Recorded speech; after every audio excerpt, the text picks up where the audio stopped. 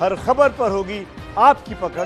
Download कीजिए ABP live app. देश में कोरोना के विस्फोट के लिए तबलीगी जमात का मरकज जिम्मेदार माना जा रहा है। मरकज के मुखिया मौलाना साद ने पहली बार अपने और जमात के ऊपर लग रहे आरोप पर चुप्पी तोड़ी है। देखिए कोरोना के कसूरवार की सफाई।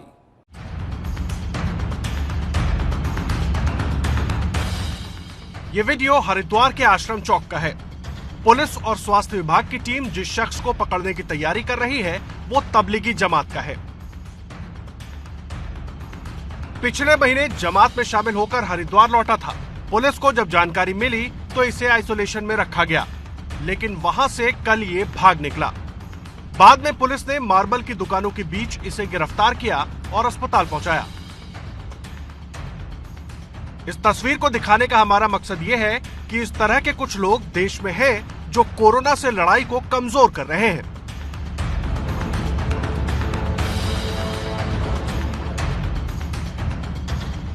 और इस लड़ाई को कमजोर करने में जो एक चेहरा सबसे चर्चित हो चुका है वो है मौलाना साद का।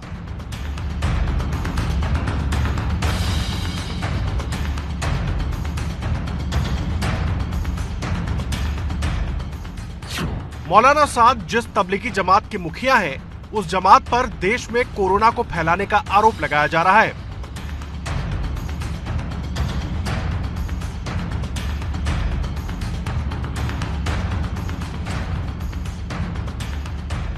पुलिस गैर इरादतन हत्या का केस भी दर्ज कर चुकी है। अब पहली बार मौलाना साद ने अपने ऊपर लगे आरोपों पर चुप्पी तोड़ी है। मौलाना ने अंग्रेजी अखबार को इंटरव्यू दिया है।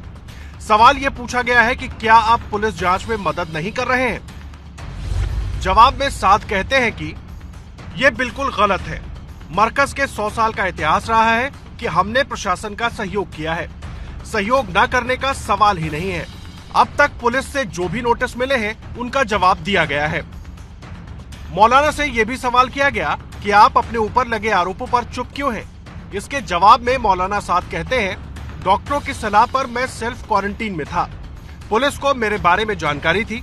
मैंने जमात से जुड़े साथियों को कोविड के खिलाफ जांच, आइसोलेशन, क्वारंटीन हर तरह से सहयोग करने की अपील की थी। मौलाना साद पर विदेशी फंडिंग का आरोप है। ईडी ने इस मामले में केस भी दर्ज कर रखा है। साद इस आरोप को खारिज करते हुए कहते हैं, ये पूरी तरह से बेबुनियाद है। हमें इसका गर्व है कि आज तक कभी मरकज का नाम किसी असंवैधानिक काम से नहीं जुड़ा। आगे भी ये जारी रहेगा। ये आरोप सिर्फ मीडिया में है। हमें ऐसे आरोपों को लेकर अब तक कोई भी नोटिस नहीं मिला है। पिछले महीने निजामुद्दीन मरकज में जो आयोजन हुआ उसको लेकर मौलाना साद घिरे हुए हैं। आरोप लगाए जा रहे हैं कि सब कुछ जानते हुए मौलाना ने कार्यक्रम की इजाजत दी, जिसके बाद कोरोना फैला।